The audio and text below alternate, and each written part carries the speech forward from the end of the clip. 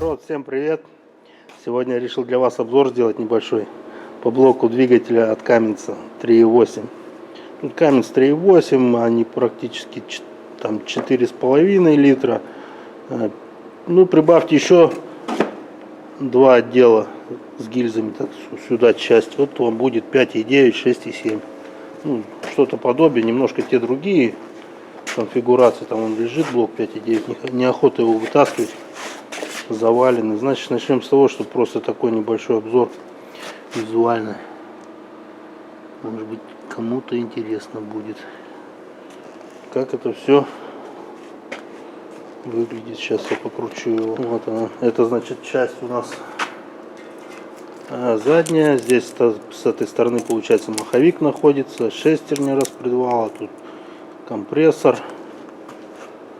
Ну, я думаю, понятно. То есть сюда прикручивается, как называется, картер маховика. Наверное, так правильно будет называться. Видите, простоял у нас месяцев 8 в коробке. После ремонта немножко заржавел, окислился. Так, перевернем в другую сторону. Ну, здесь, соответственно, понятно, бугеля, нижники так называемые, коренные. Здесь вал лежит. Нумерация 1, 2, 3, 4, 5. Что-то они как-то, кстати, сейчас посмотрим. По-разному. Эти наоборот стоят просто. Нижники их так прикрутили, а то так-то обычно с одной стороны. Если набиты, то все с одной, а тут видите. Ну, больше такого интересного здесь ничего нету. Там форсунки, распредвал, стаканчики толкателя. В принципе, думаю, тоже понятно. Так, ну а с этой стороны, значит, у нас прикручивается масляный насос, лобовина. Ну, тут все в одном. Как вам объясню? Ну, все видели его. Здесь распредвал, опять же, коленвал и шкив находится. То есть в передней части в разобранном виде он выглядит таким образом. Так, ну и боковой с этой части здесь я не думаю, что смысл есть что-то показывать. Здесь слив с турбины, подача масла вот это вот с общей магистрали масляной. Это вот общая магистраль. Так, она, кажется, сквозная. С одной стороны пробка стоит. Сейчас поставлю его, посмотрим, покажу.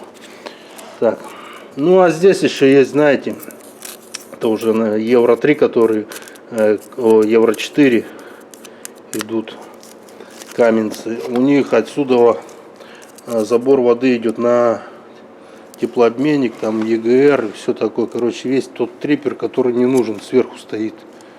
Вот отсюда идет забор. Сюда, кстати, выкидываются специальные эти, продаются. Ну, нету на чем показать. Заглушечки ставятся. Все. Так, ребята, значит, а вот с этой стороны у нас находится масляный фильтр, теплообменник. Здесь вот стоит, здесь компрессор в этой части, топливная аппаратура. Думаю, понятно будет. То есть вот эта вот подача масла с масляного насоса сюда идет, так? А вот это вот уже масляную магистраль центральную, уже после фильтрации теплообменника заходит в двигатель.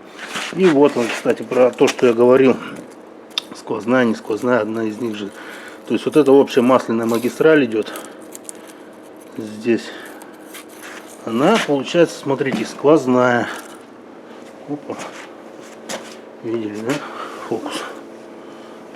А вот вторая магистраль, это идет, если я не ошибаюсь, сейчас перевернем, посмотрим. Ну вот, как я сказал, на подачу турбины масла, на форсунки, которые охлаждают поршня. Ну что такое вроде. Так, ну что, парни, покрутили, посмотрели, значит, как он сделан. Перейдем к гильзам, цилиндрам. Что могу сказать, значит, парни, смотрите. Сами цилиндры этих двигателей объемом 3,8, 5,9, 4,5, 6,7, они сделаны заодно, за целое вместе с блоком, идут с завода. Вот, то есть они не гильзованные идут, то есть зацело, все вместе сделано.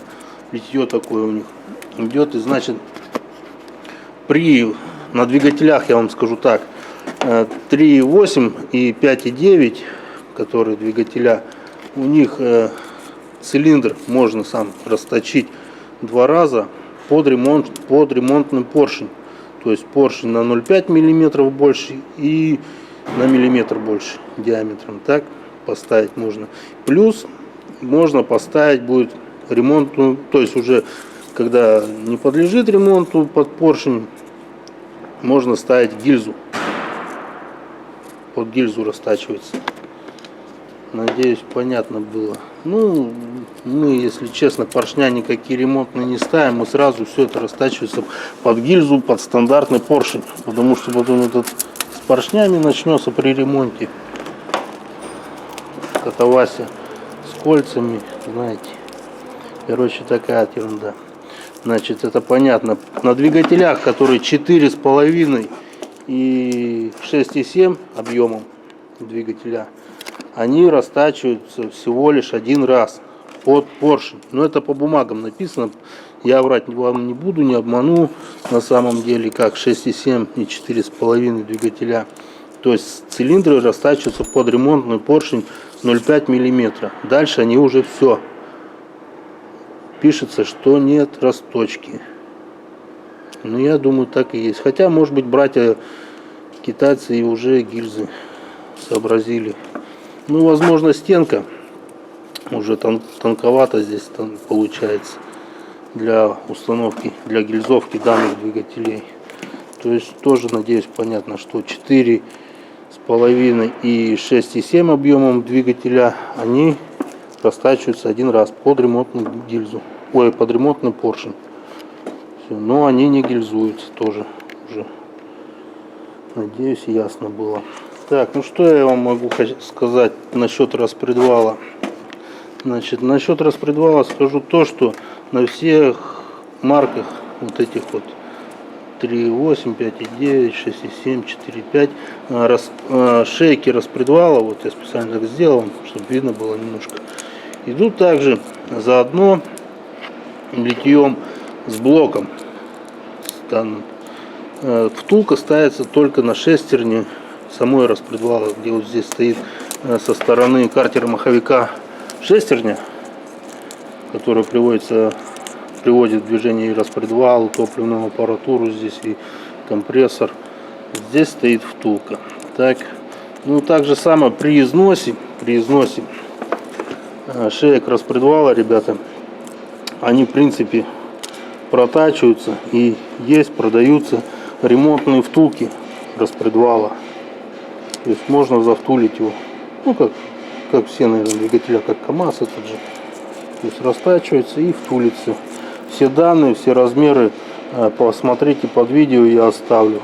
То есть размеры распредвала, размеры цилиндра данных двигателей. Пройдите снизу, посмотрите. Так же самое и посадочные размеры основные, это коленвала. Так, ну самое, наверное, такое основное, это у нас коленвал здесь принадлежит, что с этой части, с внутренней стороны двигателя, что под поддоном находится. Значит, сюда вот у нас прикручиваются, тут форсуночки стоят, которые охлаждают поршень сам. То есть вот он, масляная магистраль идет специально отдельно под форсунки, под эти. Значит, с этой стороны у нее заглушка стоит. Видно будет, не видно. Ну тут понятно. Толкатели, стаканчики под распредвалом, сам распредвал и коленвал. Значит, коленвал у нас получается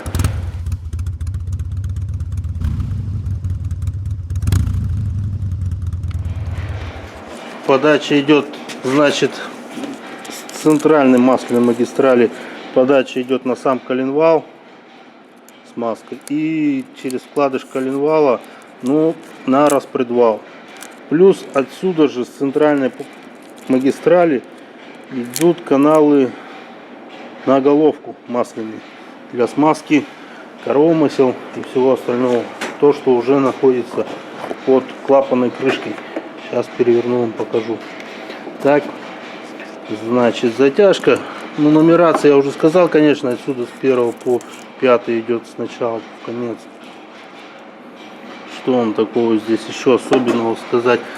Кстати, на четвертой шейке стоит вкладыш. Здесь с полукольцем межосевого смещения, чтобы у вас коленвал не бегал. Вкладыш, он может, есть такие моменты на этих двигателях на 3.8, по крайней мере, я вам скажу, попадался нижник, то есть под нижник, на нижнике также было выбрано, как со стороны блока.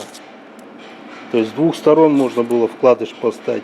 На 6.7, на 5.9 знаю, что вкладыш идет такой же, как вот со стороны блока. То есть специально выбранный, и он с полукольцами осевого смещения идет, как вкладывается в блок, так и в нижний вкладыш с полукольцами. Здесь в основном заодно, ну то есть вот стандартный нижник идет. Видимо, хватает вот этих двух вкладышей, чтоб не убегало. Ну, в принципе, никогда проблем с ними не было. Всегда они не вылетали ни разу. Так, чтобы нормально сделано. Так, затягиваются. Ну, лично затяжку я там тоже вам, ребята, оставлю под видео. Как по книжке затягивается. Я затягиваю, ну, понятно, с середины, начиная там таким макаром. Тяну сначала на 7 килограмм, протяну, проверну двигатель. Потом на 9 килограмм тяну, протяну двигатель, говорю, коленвал проверну. Значит, мечу каждую болт, намечаю. Так, и делаю доворот, но где-то на 90 градусов. Может, чуть побольше примерно. 90 градусов доворачиваю, и все. В принципе, таким вот макаром протяжка происходит коленвала. Что вам еще тут такого сказать интересного, даже я не знаю. Ну, сейчас переверну, покажу вам масляные каналы, которые идут на головку. Так, опять же, вот она со стороны головки у нас все вид. Вот они, эти масляные каналы, по которым поступает масло для смазки уже головки непосредственно. Ну, в принципе, я думаю, что вам еще такого здесь рассказать-то интересного. В принципе, такого больше вроде бы ничего нету. Так что... ну, смотрите, вот, допустим, лежит у нас головка. Головки сейчас здесь нет под рукой, чтобы положить. Значит, вот эта сторона, это часть турбины. Здесь выхлопная труба у нас выходит, коллектор. Выхлопной, турбины, там все пошло. То есть в задней части двигателя, если сзади на него смотреть, с правой части находится номер двигателя. Сейчас я вам попробую подсветить телефоном. Сейчас, минуточку.